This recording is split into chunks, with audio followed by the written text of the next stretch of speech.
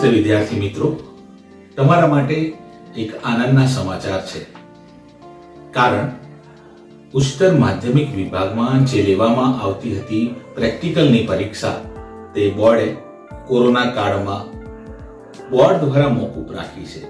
એનો અર્થ એ થયો કે હવે શાળા કક્ષાએથી જ એ પરીક્ષા લેવામાં આવશે.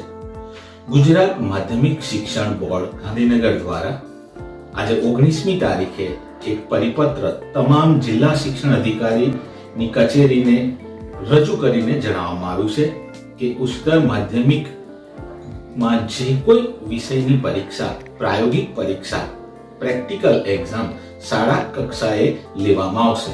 એનો અર્થ એવો થયો કે વિજ્ઞાન પ્રવાહની પરીક્ષા જે તે વિદ્યાર્થીને બોર્ડ દ્વારા ફાળવવામાં આવતા સેન્ટરમાં જઈને રજૂ કરવાની થતી હતી, અથવા બોર્ડ દ્વારા જે સેન્ટર નક્કી થાય ત્યાં જઈને પ્રેક્ટિકલની પરીક્ષા આપવાની થતી હતી.